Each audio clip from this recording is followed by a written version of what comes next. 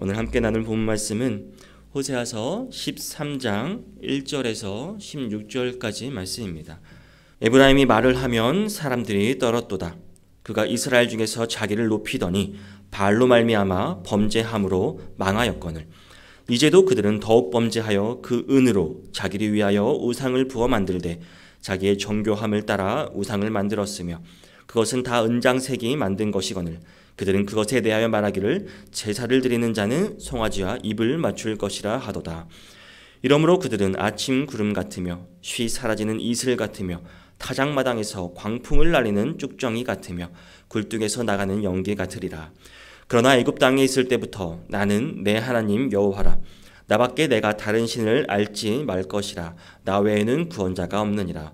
내가 광야 마른 땅에서 너를 알았거늘. 그들이 먹여준 대로 내가 배가 불렀고 배가 부르니 그들의 마음이 교만하여 이로 말미암아 나를 잊었느니라. 그러므로 내가 그들에게 사자 같고 길가에서 기다리는 표범 같으리라. 내가 새끼 잃은 곰같이 그들을 만나 그의 염통 거풀을 찢고 거기서 암사자같이 그들을 삼키리라. 들짐승이 그들을 찢으리라. 이스라엘아, 내가 패망하였나니 이는 너를 도와주는 나를 대적함이니라. 전에 내가 이르기를 내게 왕과 지도자들을 주소서 하였느니라. 내 모든 성읍에서 너를 구원할 자 곧 내 왕이 이제 어디에 있으며 내 재판장들이 어디에 있느냐. 내가 분노함으로 내게 왕을 주고 진노함으로 패하였노라. 에브라임의 불의가 봉함되었고 그 죄가 저장되었나니 해산하는 여인의 어려움이 그에게 임하리라. 그는 지 없는 자식이로다. 해산할 때가 되어도 그가 나오지 못하느니라. 내가 그들을 소울의 건세에서 속량하며 사망에서 구속하리니 사망아, 내 재앙이 어디에 있느냐. 소울아, 내 멸망이 어디에 있느냐. 뉘우침이 내 눈앞에서 숨으리라. 그가 비록 형제 중에서 결실하나 동풍이 오리니 곧 광야에서 일어나는 여호와의 바람이라. 그의 근원이 마르며 그의 샘이 마르고 그 쌓아둔 바 모든 보배의 그릇이 약탈되리로다. 사마리아가 그들의 하나님을 배반하였으므로 형벌을 당하여 칼에 엎드려질 것이요 그 어린아이는 부서뜨려지며 아이벤 여인은 배가 갈라지리라. 아멘.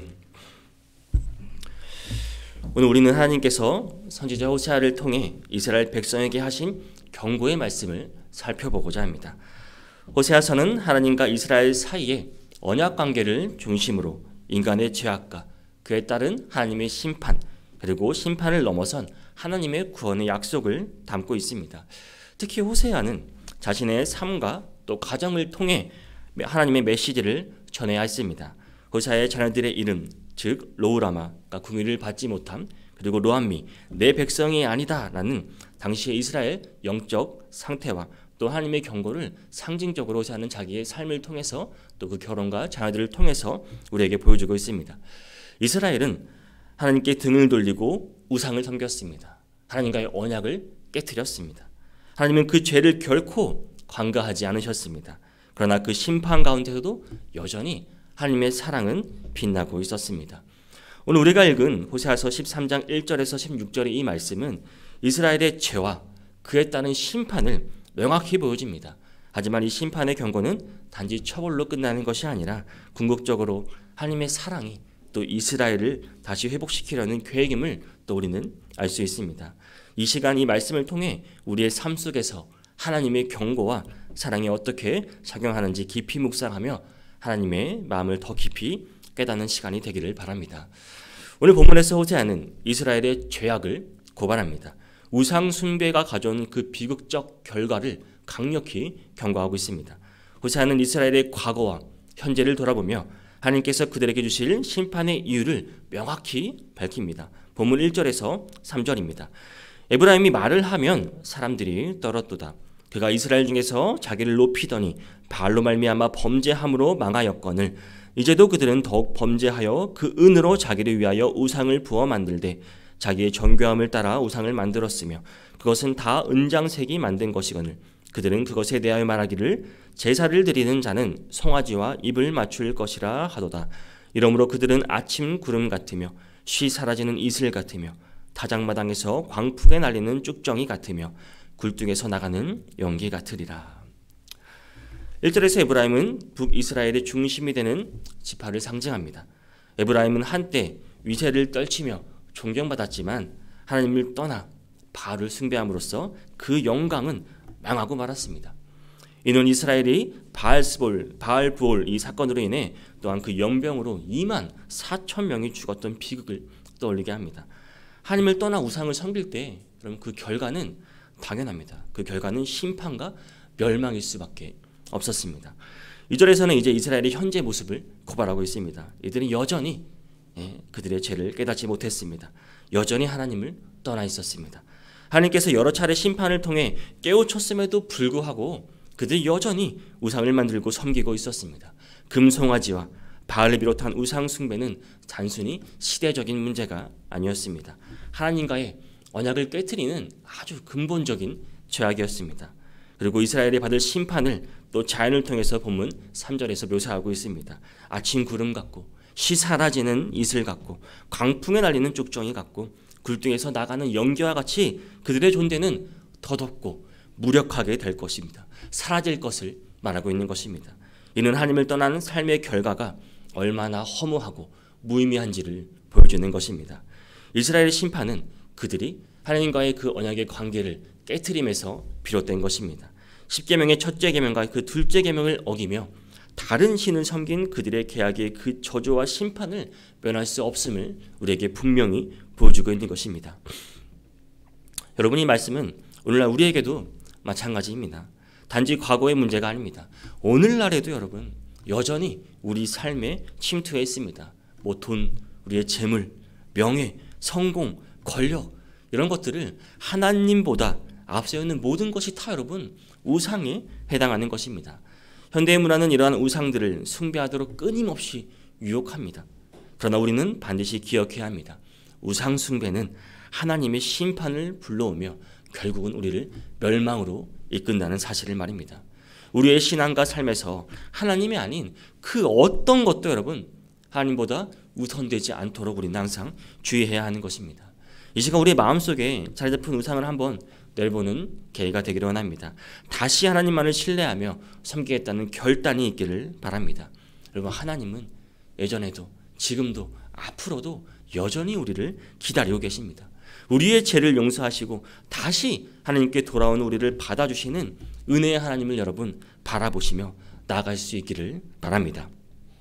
오늘 본문은 또한 우리에게 하나님께서 이스라엘의 배신에 대해 어떻게 반응하시는지를 강력하게 보여줍니다. 하나님은 한때 이스라엘의 인자한 목자이셨습니다.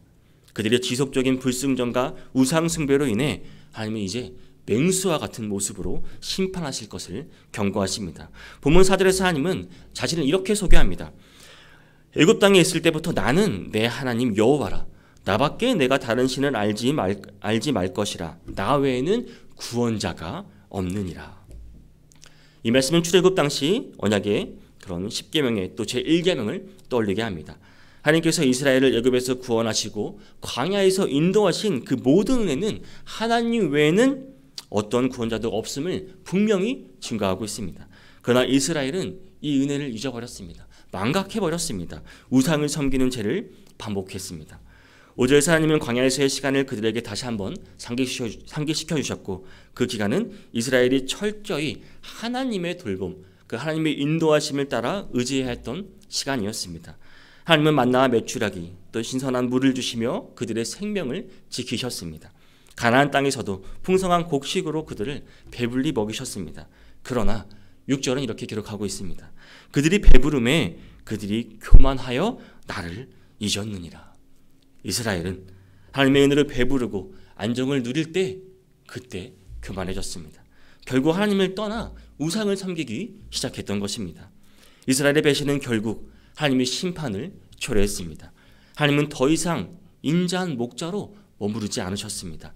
이제 맹수와 같은 모습으로 이스라엘을 대하실 것이라고 말씀하십니다. 7절에서 하나님은 사자와 표범으로 비유됩니다. 8절에서 새끼를 잃은 곰, 암사자, 들짐승으로 비유됩니다.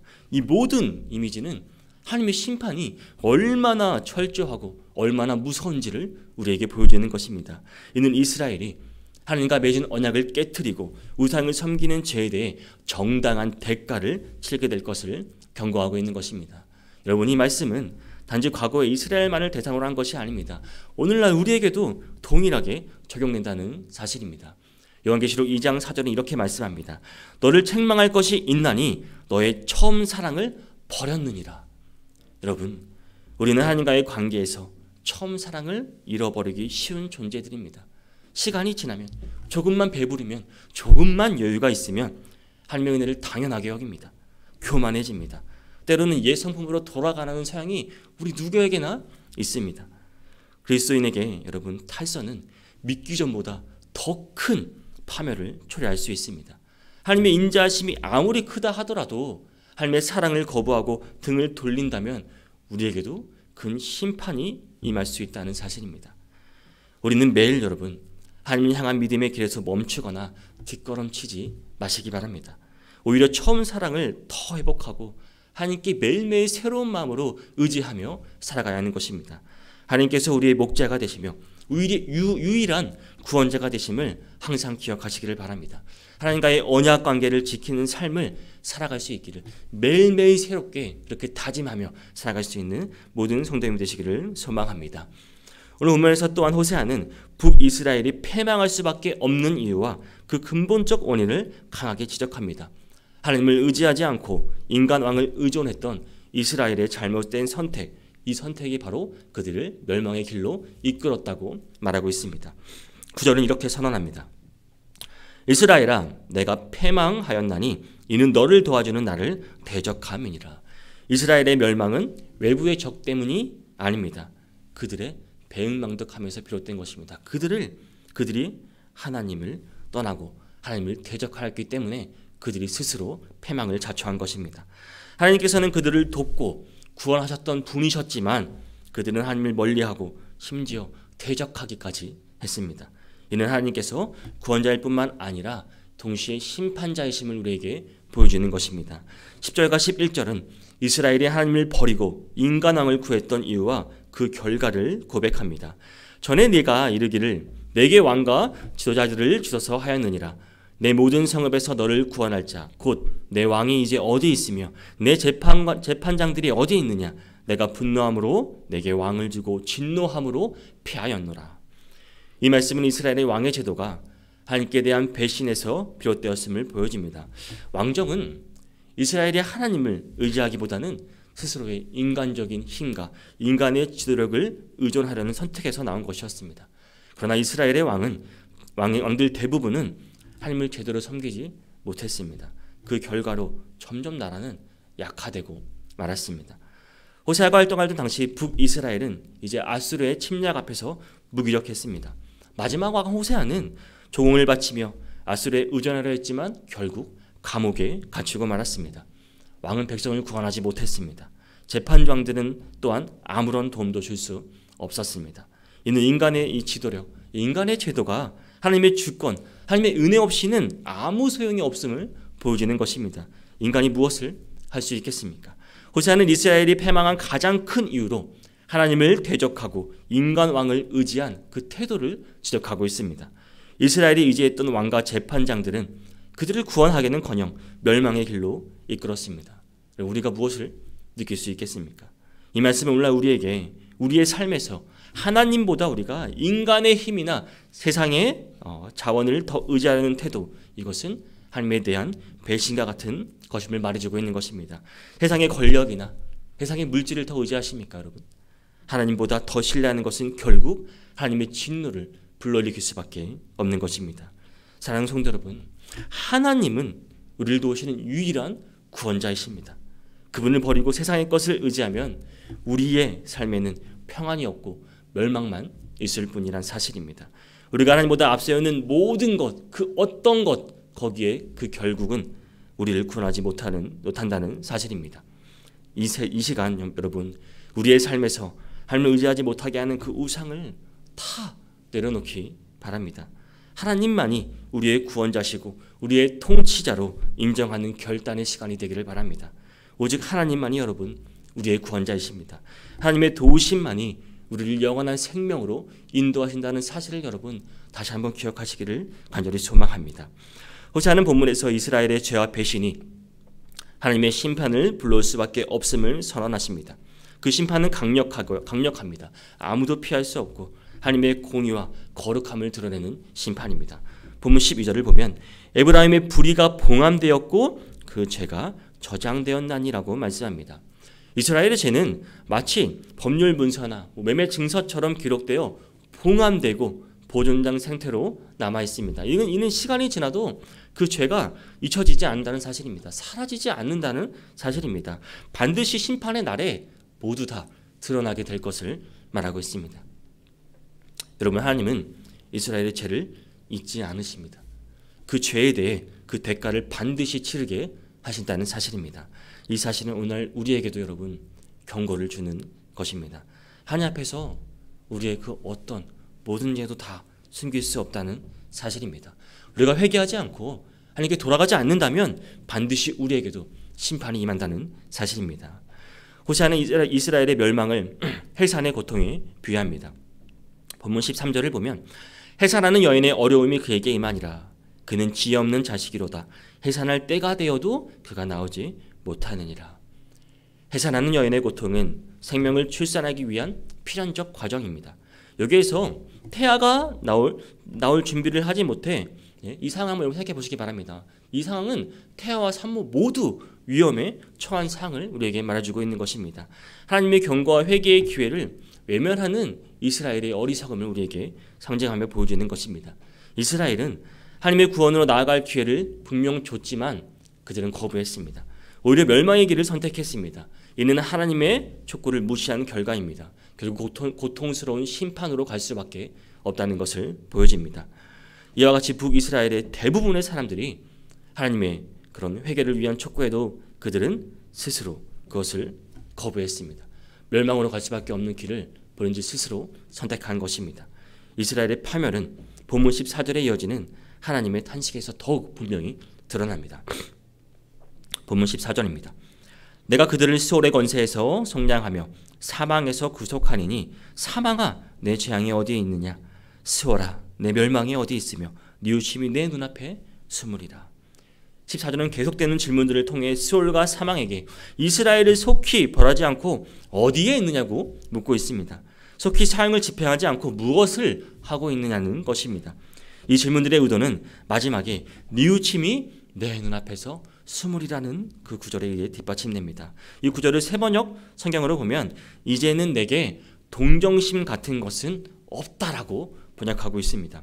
이로써 하나님은 이스라엘을 향한 그 긍휼을 거두셨음을 분명히 말씀하고 있는 것입니다. 이는 반복되는 배신과 그 죄악으로 인해 하나님의 공의가 나타나는 순간입니다. 하나님의 심판은 결코 임의적인 거나 잔인한 것이 아닙니다. 그들의 죄에 따른 정당한 결과라는 사실입니다. 또한 호세아는 이스라엘에게 닥칠 죽음의 형벌을 본문 15절에서 이렇게 말씀합니다. 동풍이 오리니 곧 광야에서 일어나는 여호와의 바람이라. 그의 근원이 마르며 그의 샘이 마르고 그 쌓아둔 바 모든 보배의 그릇이 약탈되리로다 라고 말씀합니다. 동풍, 곧 광야에서 일어나는 여호와의 바람에 의해 모든 물의 근원이 마른다고 합니다. 그리고 값진 보물들이 약탈당하는 재난으로 묘사됩니다. 성경 그 이스라엘이라는 나무가 결실을 맞이했다고 해도 하나님의 그 동풍과 같은 파괴적인 아수르 군대를 불러일으켜 북이스라엘을 심판하겠다는 것을 그들에게 말해주고 있는 것입니다. 이를 본문 16절에서는 하나님을 배반한 사마리아 거주민들에게 닥치는 세 가지 형벌로 달리 표현하고 있습니다. 사마리아가 그들의 하나님을 배반하였으므로 형벌을 당하여 칼에 엎드려질 것이요 그 어린아이는 부서뜨려지며 아이벤 여인은 배가 갈라지리라. 칼에 엎드려짐, 아이의 부러짐, 임산부의 배가 갈림입니다. 성도 여러분, 이스라엘 향한 하나님의 심판에는 여러분 애누리가 없습니다. 결코 하나도 봐주는 게 없다는 사실입니다. 하나님께서 범죄에 상하는 그 심판의 내용을 샅샅이 기록해 두셨다가 정해진 때가 되면 가차없이 그 기록된 대로 그 심판을 실행하실 것입니다. 음부와 사망까지도 심판의 도구로 활용하시는 하나님께서 잔인한 아수르 군대를 불러일으켜 이스라엘의 모든 백성, 가장 연약한 자들까지도 철저하게 심판하실 것입니다. 이는 죄에 대한 무서운 심판의 모습을 여러분 보여주는 것입니다. 하나님을 떠난 결과는 철저한 심판과 멸망밖에 없음을 보여주는 것입니다. 여러분, 오늘 본문은 하나님의 심판이 이 죄악에 대해 얼마나 철저하고 또 엄중한지를 우리에게 보여주고 있습니다. 우리는 하나님 앞에서 우리의 죄가 감춰질 수 없음을 여러분 기억해야 합니다. 하나님께서 모든 것을 아시고 우리의 삶과 우리의 마음까지 모두 다 감찰하시는 분임 여러분 다시 한번 상기하시기를 바랍니다. 우리는 하나님의 긍휼과 사랑을 가볍게 여기지 마시기 바랍니다. 우리가 지금 은혜롭게 살 수 있는 것, 하나님의 사랑을 지금 받고 있다는 이 사실 여러분 결코 가볍게 여기지 마시기 바랍니다. 반복된 죄와 이 배신은 하나님의 공의를 불러오며 그 심판은 피할 수 없다는 사실입니다. 이제라도 여러분 우리의 삶을 다시 한번 돌아보시기를 바랍니다. 하나님 앞에 나와 회개하시기를 바랍니다. 하나님의 은혜를 구하는 삶을 살아가시기를 바랍니다. 하나님께 회개하는 자는 하나님께서 반드시 용서하여 주실 것입니다. 긍휼로 감싸 주실 것입니다. 사랑하는 성도 여러분, 오늘 우리는 호세아 13장을 통해 이스라엘의 죄악과 그에 따른 하나님의 심판을 깊이 묵상했습니다. 하나님께서는 그들의 죄를 결코 관가하지 않으셨고 결코 그들의 죄에 합당한 심판을 내리셨습니다. 그들의 모든 이런 과정 속에서도 하나님이 이스라엘 향한 사랑과 회복을 여전히 그 마음을 품고 계신다는 사실입니다. 하나님께서 오늘도 동일하십니다. 여러분 우리를 향한 하나님의 공의는 엄중하다는 사실입니다. 우리의 죄를 가볍게 여기지 않으십니다. 동시에 하나님은 또한 우리가 언제나 회개하기 원하시고 돌아오기 원하신다는 사실입니다. 언제나 용서하실 준비가 되어 있으신 분이십니다. 사랑의 하나님이시기 때문입니다. 우리는 이스라엘의 실패를 거울 삼기를 원합니다. 우리의 삶을 돌아보기를 원합니다. 하나님보다 혹시 우리가 다른 것을 더 아주 조금이나마 의지하는 것이 있다면 우리의 삶을 하나님과의 그 언약에서 벗어난 방향으로 이끌지는 않았는지 다시 한번 우리 삶을 돌아보기를 원합니다. 우리 각자가 마음속에 자리한 죄와 우상을 내려놓고 이 시간 오직 하나님만을 우리 주인의 구원자로 섬기는 결단을 다시 한번 할 수 있기를 바랍니다. 여러분 이 호세아의 경고는 우리에게도 동일하게 울려 퍼집니다. 하나님의 은혜와 심판을 잊지 말고 그분 앞에서 경외함과 사랑으로 우리의 삶을 살아가시기를 바랍니다. 오늘 하루도 우리의 삶을 새롭게 다짐하며 기도하기 원합니다. 하나님의 긍휼이 우리의 삶에 임하시고 하나님의 공의 안에서 바르고 온전한 삶을 살아갈 수 있는 오늘 하루 우리 모든 성도님 되시기를 주님의 이름으로 축복합니다.